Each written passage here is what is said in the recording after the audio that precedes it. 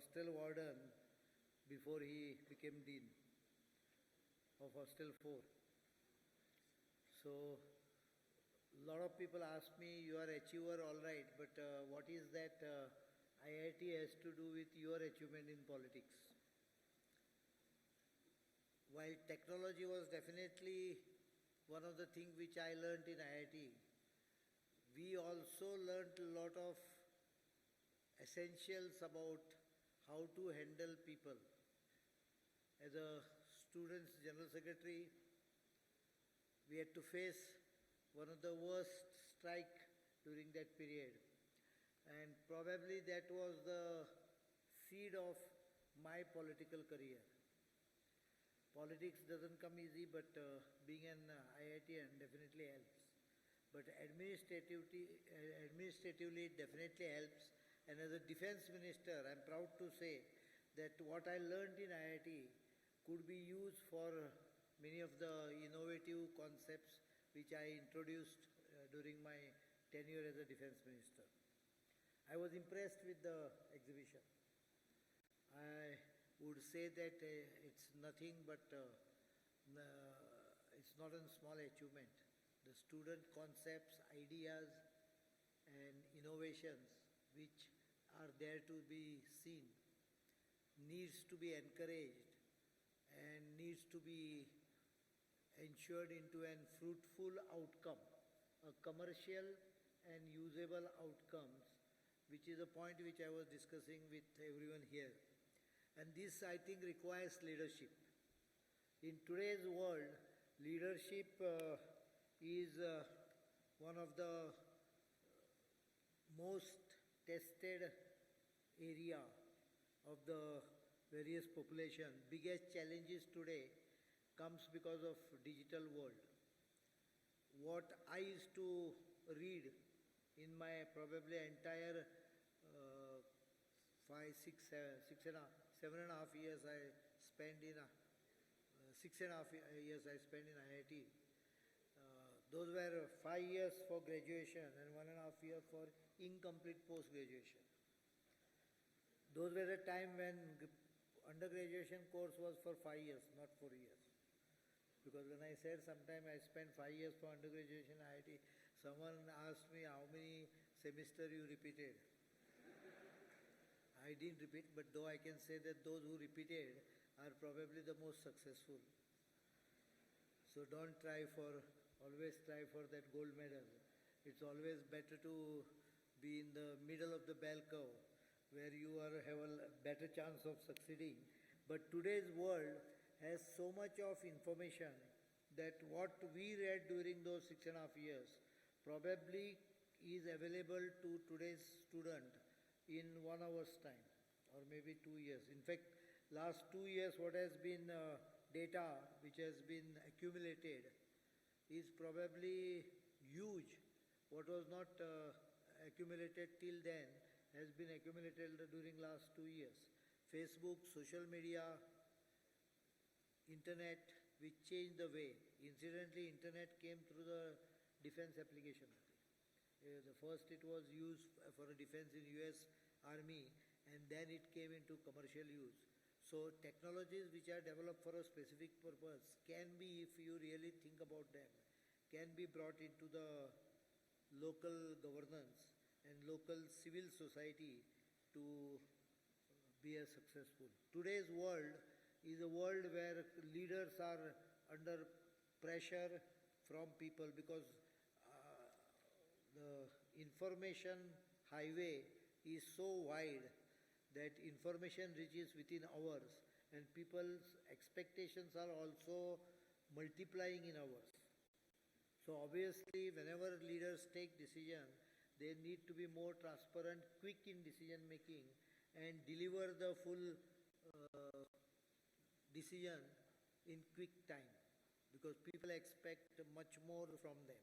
In fact, such as the leadership which we today have in our Prime Minister, who has been very bold in decision making, probably against many advices also, the two major disruptive decisions he has taken probably can put India on a world map in terms of economical giant in coming times. One is demonetization, for which, in spite of lot of difficulties, people supported him. It's a very different kind of leadership. And the other one is GST. It probably required a leadership like Narendra Modi ji to ensure that GST is pushed through. GST, of course, created a lot of difficulties, but all these difficulties are being overcome. And India as a superpower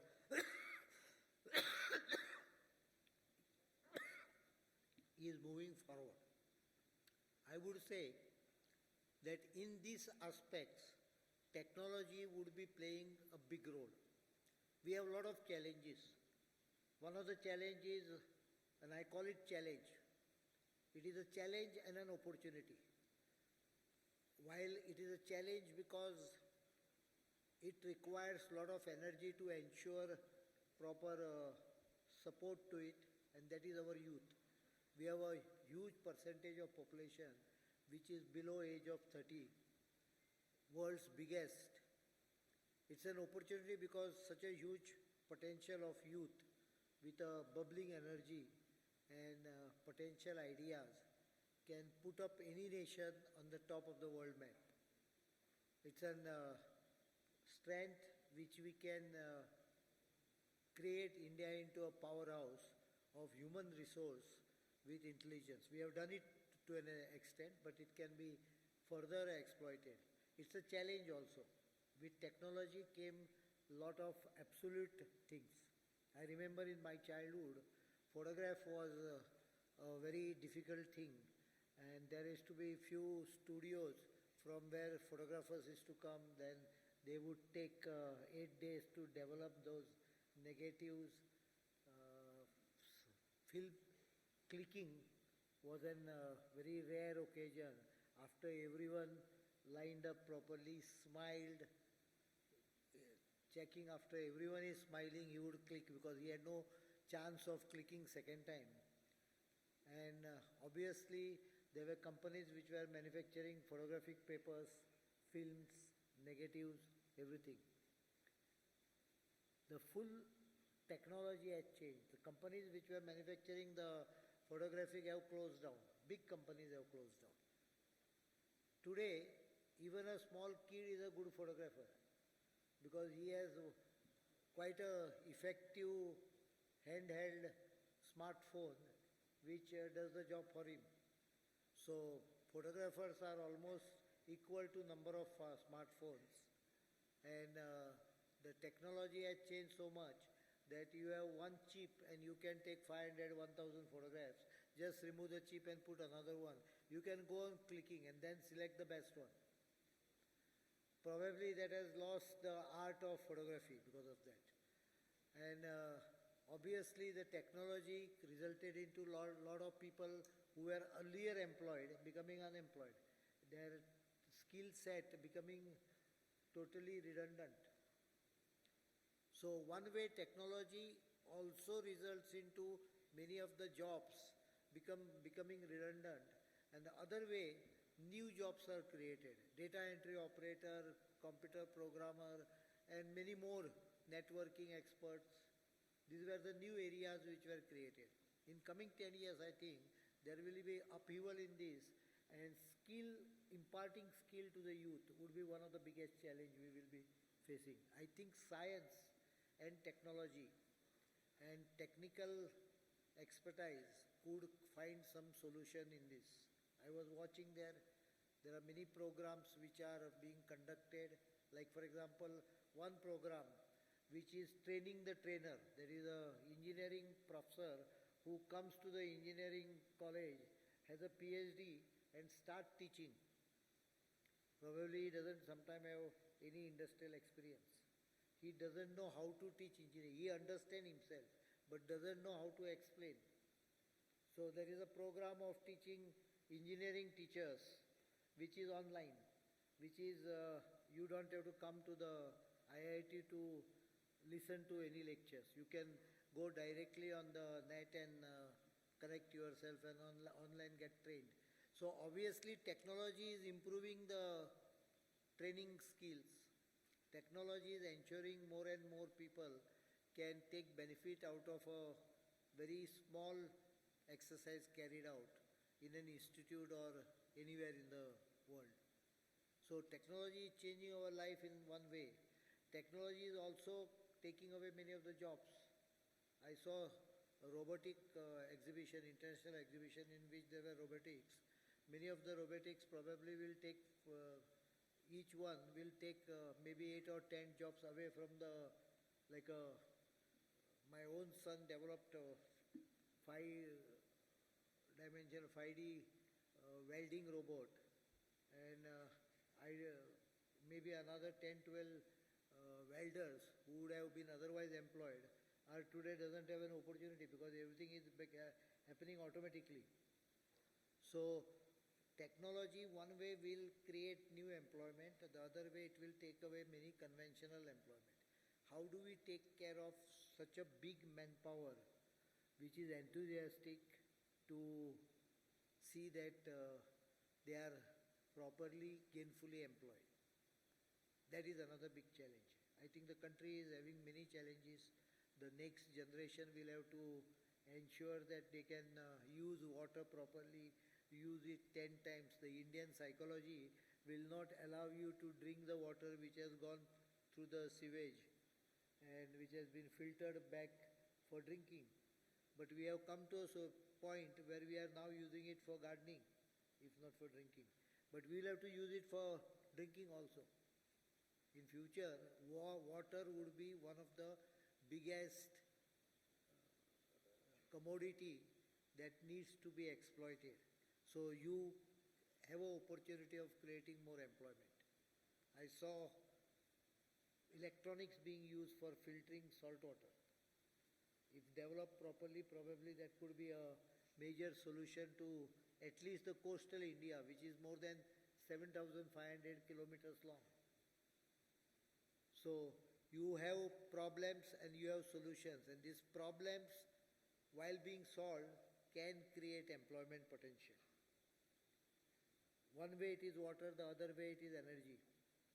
How do you work out solution to energy crisis? Hydrocarbon is going to be slowly redundant, will be drained, and will ultimately get exhausted, particularly the petrol.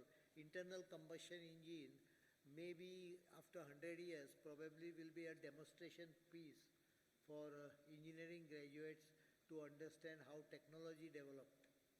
What we call as a sophisticated IC engine may be just a piece in a laboratory for students to understand the functioning. After 100 years, there may be no petrol, there may be no diesel, there may be no oil. How do you go in this world? I think the solutions are being found. I saw 3 years back, I was given a model of Team Zero, a house which would be independent. I'm happy to see today that they have already developed it and they are pumping energy into the system. Not only they have found a solution to zero energy house, but also surplus energy plus house. So solutions can be given by technology, and technology, when it finds solution, we need to induce a factor of commercialization and use of these technologies into commercial sphere. That was the issue I was discussing. I think that solution also needs to be found out, how technologies which are developed can be used commercially to create more employment. This is one of the best festivals and demonstrations I have seen. I'm very happy, and I'll take some time to reply to any query, including politics and also technological, because I have kept myself linked with technology in spite of fact that I have been in politics for almost now 25 years. Thank you.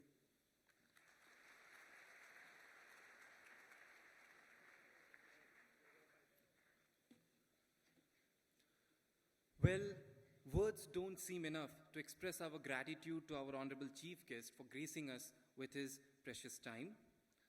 Thanks a lot, sir. Well, as we had already mentioned in our poster released, which was released recently, that this talk will soon be followed by a question and answer session.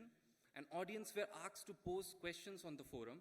We really received some very excellent questions, and we have selected a few of them to ask our esteemed chief guest.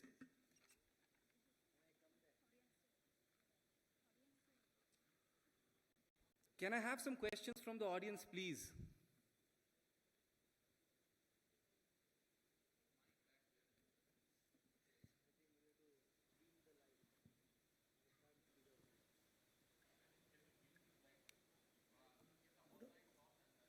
Good afternoon, sir. I would like to ask you something related to Indian defense. Why India is lagging so much in Indian defense? We are not able to purchase many aircrafts. You were the defense minister of India, and many of the aircrafts are becoming old. And as you know that we are facing a lot of problem with China and Pakistan. So how we are going to overcome with this issue? Well, I can't exactly tell you the figures and the status. I can tell you the positive development which has taken place during last 3.5 years. Number one, the 33 years old project of developing our own fighter, which was named Tejas by Atal Bihari Vajpayee ji, has ultimately, finally, and I have a lot of contribution in that, come to actual delivery. The fighters have been inducted in the Indian Air Force, and I can assure you, because I had gone through the parameters of this, I have talked to the test pilots. This is one of the best, world-class, best, lightweight aircraft, fighter aircraft. It has better reactions than many of the world-class 4.5 generation aircrafts. So that is inducted, and recently I heard that Cabinet has already approved 120 or some odd numbers to be inducted, to be manufactured by HL. This has almost about 60 to 65% indigenous content. Many of its avionics, electronics, and even the missile systems has been designed indigenously and introduced. And in coming years, in the second part of it, Make 2, I think almost about 70% will be indigenous, and we are also attempting to ensure that the engines are made in India. The Kaveri engine, which did not materialize, is being now worked out in collaboration for a success. So one way we have inducted Indian-based fighters. The other way we successfully negotiated the Rafale deal, by which 36 top-end 4.5 generation Rafale with potent weapons, including Meteor missile, which can hit enemy aircraft beyond 100 kilometers. These are beyond vision BVRs, beyond vision missiles, which can actually take off an enemy aircraft 100 kilometers away. That gives an immense advantage to the Indian Air Force. So I don't think, plus this is a heavy duty, it can lift up to 9.5 tons of arsenals and armaments. So I don't think the current situation is on a negative note. You need not take it on a negative note. It needs further inductions, which I agree, but that will happen. I see no reason why we should be worried. We are much better equipped. And the most important thing which we did during my tenure as a defense minister is we brought up the availability level of the fighters to almost 70% from very low figure of 45%. So that makes it, if I have got 1,000 planes, earlier we used to have 450 available for on any day sortie. Today that figure has reached 70%. That is only proper management of spares and maintenance. So that is one way. Secondly, 3-4 models of different helicopters have been successfully tested by Hindustan Aeronautics, and they are already in production.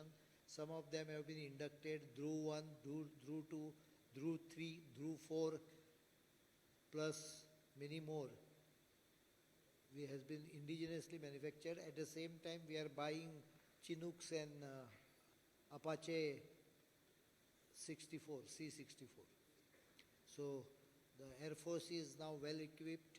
The Navy, the second aircraft carrier is in the final phase of being inducted.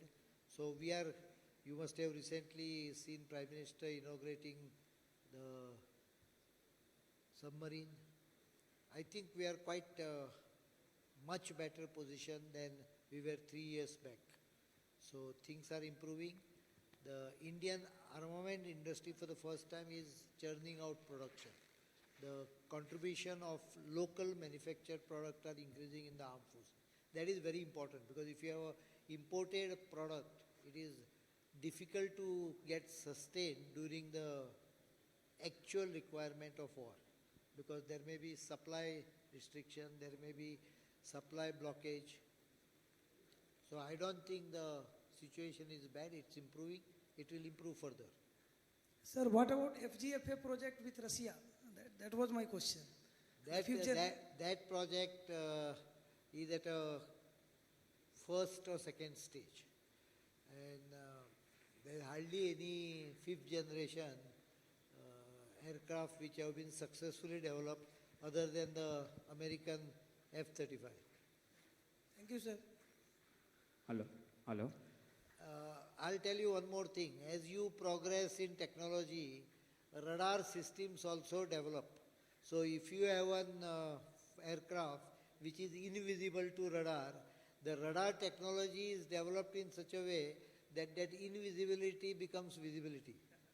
So don't think that something invisible, the best part in that fifth generation is basically invisibility to the radar system. That is being also cracked, so it's not anymore invisible. Hello, sir. So we are so glad to have you here. So my question to you is, so in terms of technology, why as a country as a whole, why we are not in the driver's seat? Why US and China are leading in technology front and another? So if we want to create another Google, another Facebook, rather than working for them, what suggestions would you like to give to the 65% of the population which is under the age of 35?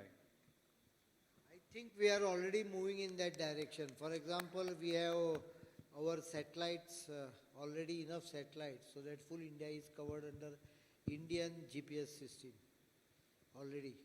And as days progress, we should be. In fact, I would say that other countries are moving towards driverless car, and we have an opportunity to be in the driver's seat because of that. They don't have enough drivers to drive the vehicle in a lighter way. The advice would be innovate. Don't consider anything not possible. Ideas are the seeds for successful products. Not all seeds germinate. So some seeds, even if 50-60% seeds germinate and 10 to 15% develop fruit, that should be enough.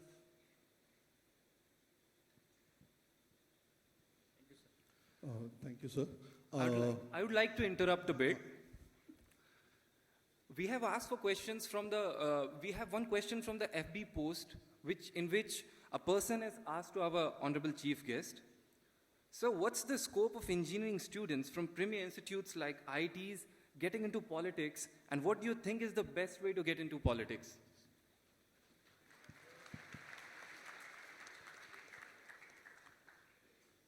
I think politics needs people who can lead. That's why I spoke about leadership. I didn't speak about technology as much as leadership. Leadership today is very important, and in leadership, while intellectual is required, there is one more factor which probably even IITs don't teach you. It has to be inborn or your family born, and that is character. Leaders with character and with intelligence and vision is a need of the hour. We slowly are going towards this direction. Leaders who don't have visions, they talk about caste politics, are already in prison. People who have vision are today leading the country to an extent where internationally you see in last 4 years the standing of the India has risen up. But at the same time, remember one thing, people also have developed very high expectations. And these expectations, some of them are not so easy or so good to follow. It's a hard work. Politics is not an easy work. I can get call at 12 o'clock in the night. Sometimes I get call at 2:30 in the night after someone has his 4 in Goa, you can go on drinking. After 4 pegs or 5 pegs, he feels like talking to Chief Minister, he knows me. He just rings at 2 o'clock in the night. I do have this experience. So these are sometimes the expectation that उसका mood बदल गया, वो mood में आ गया, इसके लिए मुझे phone किया. लेकिन people expectation are increasing from leaders. IITians definitely have 2 advantages. One is the qualification itself can be a good booster, at least in certain areas, educated areas. And the second most important, if he happens to reach the administration, governance, he can do much better governance than any other. In fact, engineer is more suited for administration than any other profession. I found my teaching, learning in IIT as an engineer benefiting me in my politics. In defense, I would understand the nuance of the requirement quickly. What are the problems? I have discussed issues and solved some problem myself.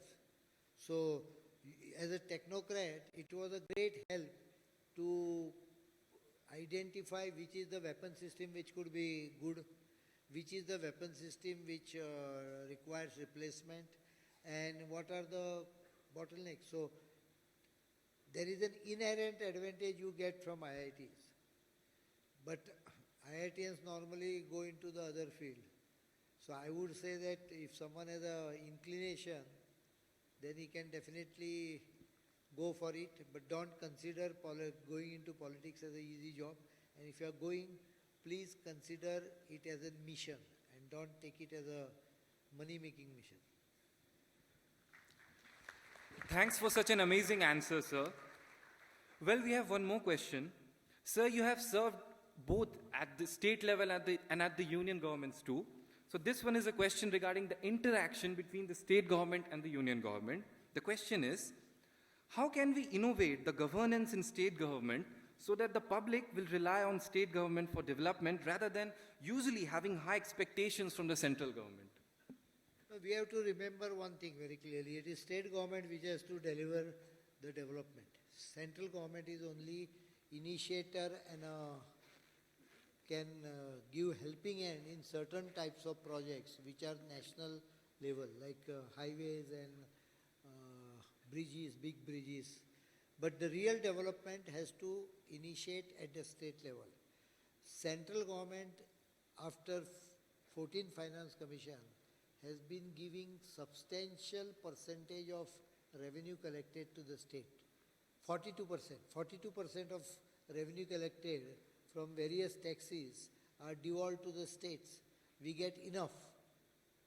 Now how to use it? You come to Goa, I'll show you full Goa developments going on with a space which is almost impossible to even fathom. There's a bridge getting over by June over River Mandavi. There's a bridge going on River Zuari. Across state, there are so many development work going. But I believe that development is not the whole of governance. Human resource development is a basic crux to any successful government. You have to keep the citizen at the central focal point of your development agenda. If you think of only constructing a building or constructing a bridge as a development, then I think that will be the biggest failure. The state population should feel part of the development process, and they should be feeling as a co-share owner or co-owner of the state government. If they don't feel that, then I think your full model does not work. Thanks for your answer, sir. Well, we are running a bit short on time. So with this question, we are going to end the question and answer session. Can you please take the sheet, sir?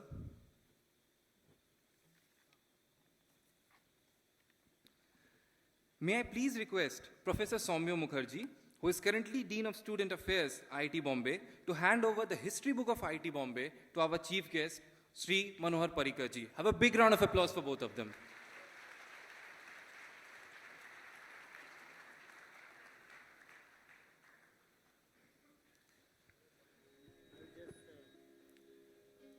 One minute, I'll just mention one thing. When I went through the exhibition, I realized why Goa also, but IIT Bombay is mentor of IIT Goa. Can we work out some mechanism so that these concepts which are getting developed, and beautiful concepts, I can tell you that some of the concepts are parallel and competing or maybe better than some of the products developed. Some of them are developed already by DRDO, and I had done extensive visits to DRDO labs, so I know. Can we get them into the commercial field? I have already offered a small help from my side.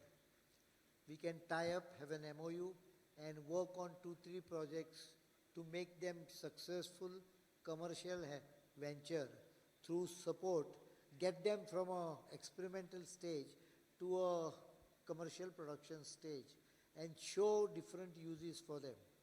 This I would be very happy if IITs work out. They are coming to Goa on 20th for all IIT alumni meeting. So that time if we can work out something, and before the current financial year ends, we can tie up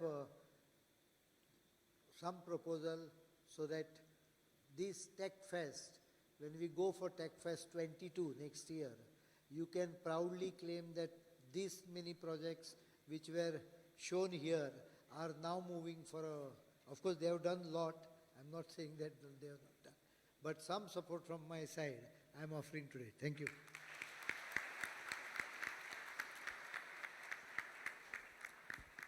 Thanks for sharing your insights, sir.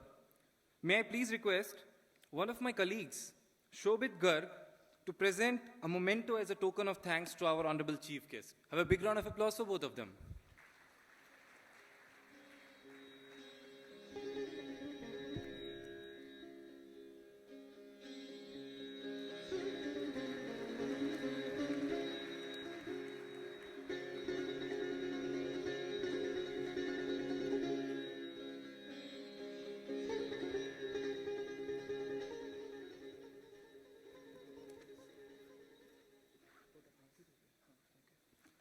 Now I'd like to invite Shobit Garg for the vote of thanks. Have a big round of applause for him.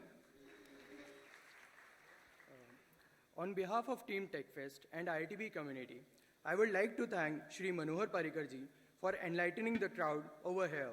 I would also like to thank Professor Soumya Mukherjee, Dean of Student Affairs, and Professor Devang Thakkar, Director of IIT Bombay. Thank you all for being here today with us, and we hope that you will enjoy the other events too. Thanks a lot, sir, for being here. Thank you.